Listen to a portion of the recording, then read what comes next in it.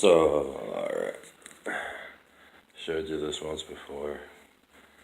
3 layers of paint, which is a bit excessive. In my book.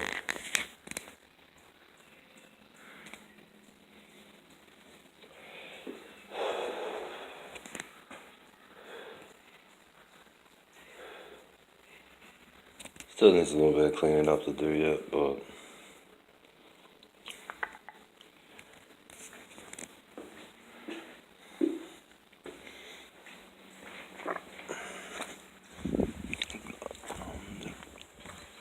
pretty much did everything. Had him do that. Had him do this. He did that and I overdid it.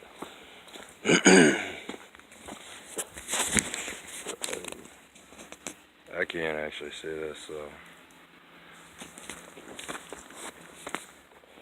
got the sun on the screen.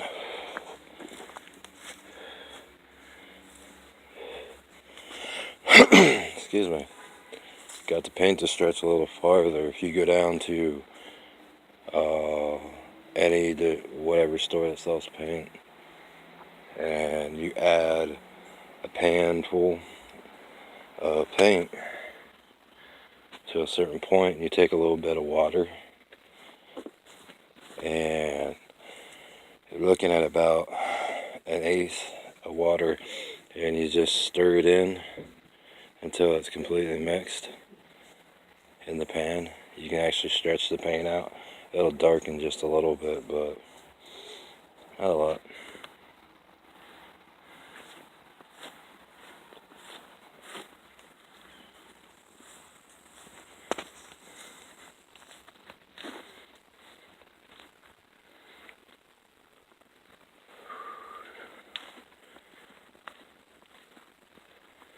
But as you notice, is a little trick. As not really a trick, but a way of doing something is a lot of people will dig this out down here, and I'll show you in a second. Dig out by the window where you can see I filled it in. But then you see I did this, putting pretty much it's below the grass surface. And I put a little wedge between the concrete wall and the dirt. Roughly it's about 2 inches. Some areas it's 2.5. And well, to say the least, allows you to get your paintbrush in there, not your roller, your paintbrush, and you just kind of like, dab. And in some areas that are wider, you just take and probably the best way is to put a piece of cardboard in there, bend it, and you get to go below the dirt line, which I haven't filled haven't filled this in because there's quite a bit of pressure on this wall. And as Europe has found out that the money they sent over didn't go there where it's supposed to for the fixing of the wall.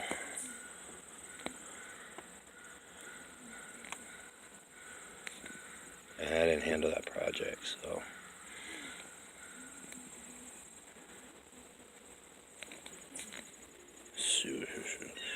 I believe that goes all the way down. I think they use smaller cinder blocks, because you used to be able to get a half-cut cinder block, which is roughly a 5 to 6 inch cinder block. It's either that or a 2 stack red brick. Definitely need specs. That right there would take $20,000 off your house. Anyway, that's it. It didn't do bad on the wall, but at the same time, I won't say it's it yet, but it didn't do too bad. They didn't do it on their own either. I wasn't supposed to help them. But as far as the one guy, not too sure how much experience he had, but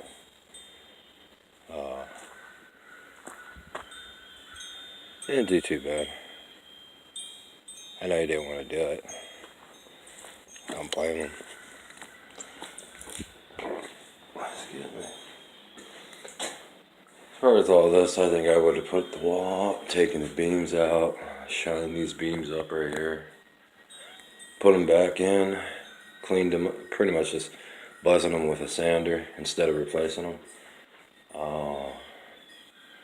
Maybe even hit them with a little bit of, not lacquer, but I mean you can do a lacquer dip, which is if you ever worked on an assembly line and they send it down and normally the buzzers they like to call it, but they just take, it runs back and forth and takes a certain layer of paint off. This I would just buzz it once, and I mean I'm talking about so quickly that it's ridiculous. Some like to use two sanders sideways. I think they're a pain in the ass though. Don't mind my language, but I can get away with that without having an employer. So, but as far as that, I mean, I did the same thing right there. I don't know if you can see it, but it's not etching either.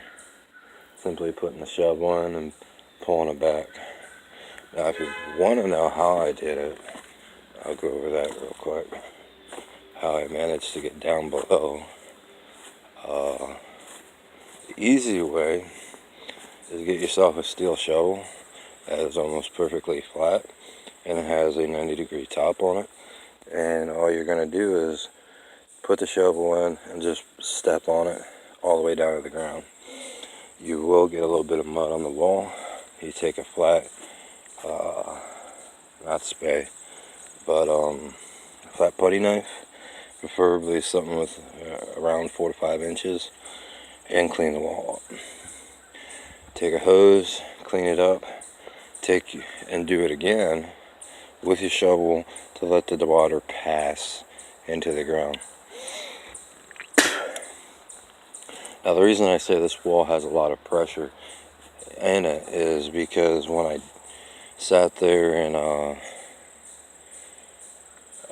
was pulling the dirt away, it was not hard because it's wet, but it's not real easy either if it was dried out, to where I would actually have to shovel. Now I don't actually see these people going in and out of their vehicles and leaving. That's disturbing. But all this, let's see, has 2 coats of paint, which I like 2 coats better than the 3. But yeah, I've told him about this part, about needing the front replaced. It's not a hard job to do. You can do it one or 2 ways. One way is to dig down, see if it goes all the way down to the ground. Some like to say cap, but I say technically it's not capping. All you're doing is you're making the wall connect with itself. And you can do that a few different ways. One does require the house to be jacked up. And when I say jacked up, I'm talking about hydraulic. Then you spin a manual up and hold it. Then you release your hydraulics so that the manuals, mainly the manual lift, manual post can hold it until you raise lift. And then you just putty the side up real quick with some concrete, and then you put your regular cinder blocks in. Now this right here is interesting because in one way, the only problem it's going to create is that the windows were set incorrect. And that's the only problem it's going to make, which is no big deal. You get a nice lip on the window of about 4 to 5 inches. On top of the fact that you're either, if this right here is all beamed up, which mainly they beam this, and then they'll, I would have cut this down and just red bricked it, and then worked in between my beams with the red brick all the way up, so that it actually sits on this with weight. That's the interesting part. But I mean, you're talking about probably the most $5,000 to fix. It's not real expensive. It's not real cheap either. The bricks for this will probably run about $1,000. That's a little bit of overkill on your bricks, but I'm gonna say, I actually say it's gonna run about $600 for the bricks. The hydraulic jack, if you can get it, if they don't want the red brick, if you do it that way and drop the red brick, which you easily drop, and you don't even have to fix the wall. You don't even have to fix it. You just remove the red bricks, pull them out, pull them up out. Have a guy with a skid stack them here, and as fast as you can lay them down, you just stack as you put them back. The only problem is it's going to take about at least a week to 2 weeks for it to actually settle. And you want to do it correctly because you got over 10,000 pounds of weight going to be sitting there. So you don't want to thicken the concrete. You want to thin it out so it actually gets up in there and holds. You might even want to tube your concrete, and that's the center holes in the concrete. You fill them in, which creates for a nice mess, but it also creates for a house that's not gonna, screw you. The other thing I might do is actually take an auger and a single set, and as I set my first row, I'm going to take an auger and I'm going to bore down at least 3 feet, and I'm going to concrete a post in, and it's going to be a concrete post onto a concrete brick, filling it up to the top, where it helps the ground not to shift, and the house to actually, if it starts to pressurize, it's going to end up, you'll see that wall starting to crack and fray and whatnot, which it hasn't done yet. So